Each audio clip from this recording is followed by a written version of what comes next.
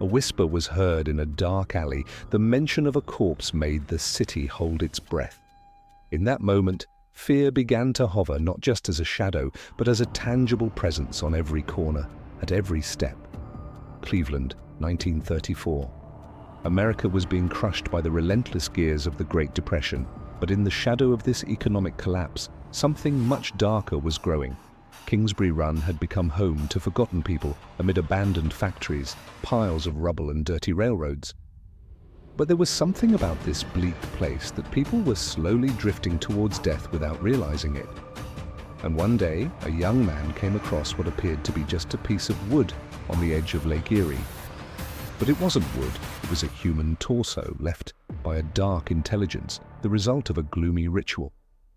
The cuts were so perfect that it looked as if they had been made by a surgeon. Step by step, the bodies became more and more numerous. And with each new discovery, the depth of the horror increased a notch. The killer stalked like a shadow, leaving no trace.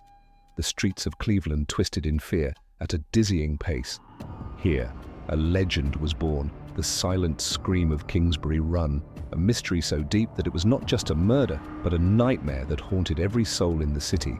But there was only one thing even legendary detective Eliot Ness, Al Capone's nemesis, could do to solve these murders, get more and more lost with every step.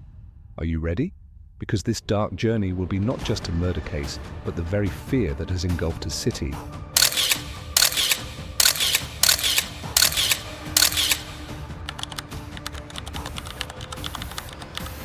Part 1. The Silent Scream of Kingsbury Run.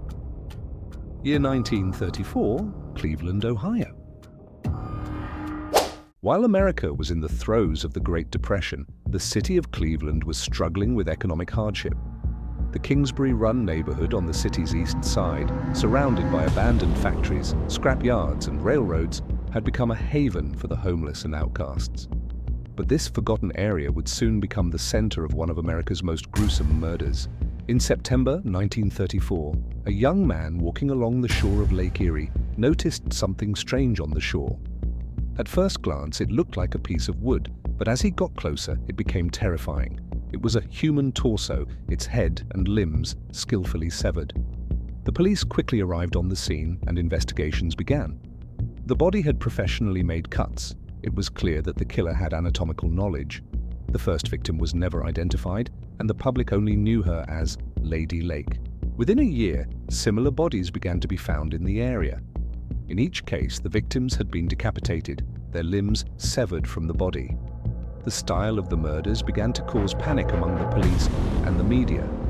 Cleveland newspapers dubbed the killer the Torso Killer.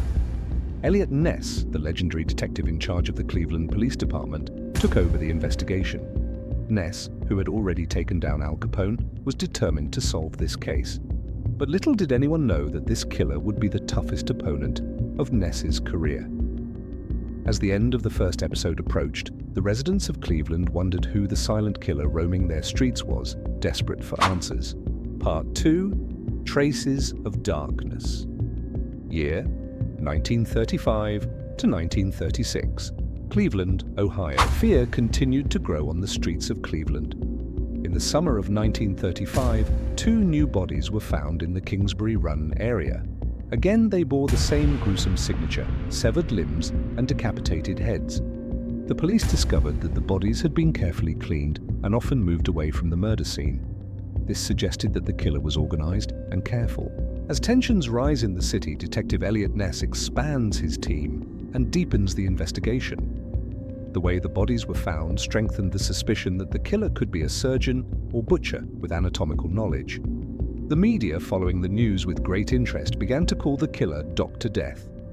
In September 1935, 2 more male bodies were found in a swampy area near Kingsbury Run.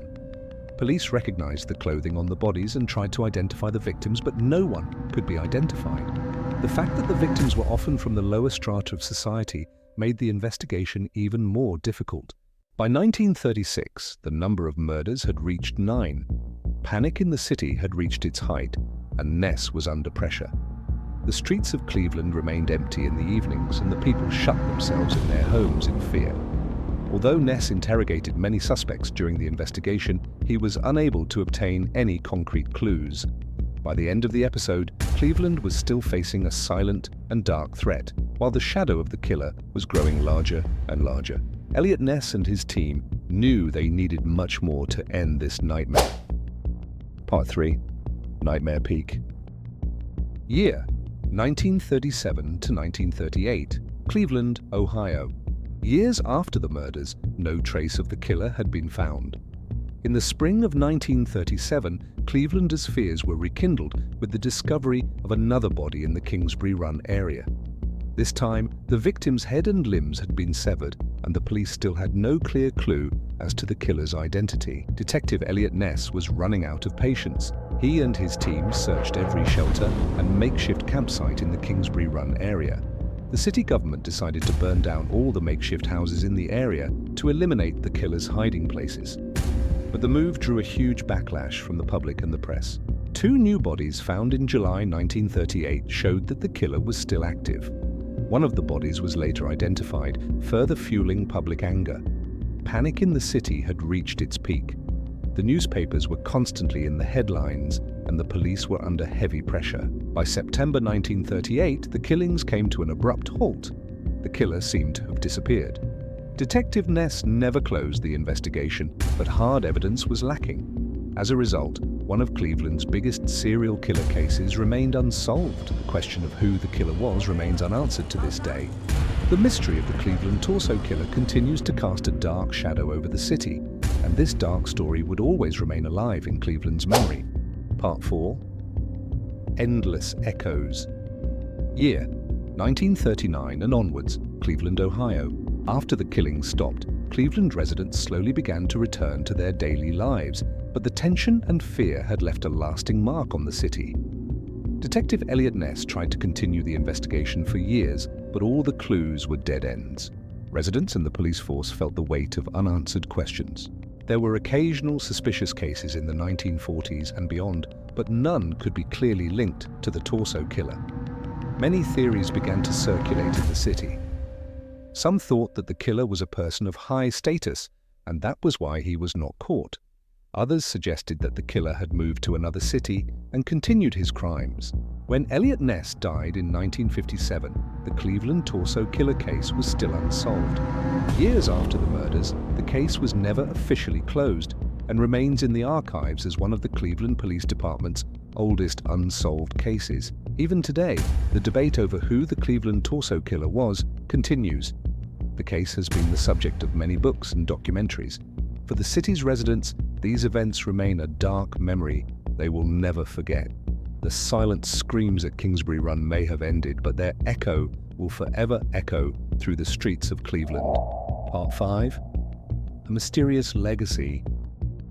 Year: present, Cleveland, Ohio. Decades after the Cleveland torso killer, the mystery remains unsolved.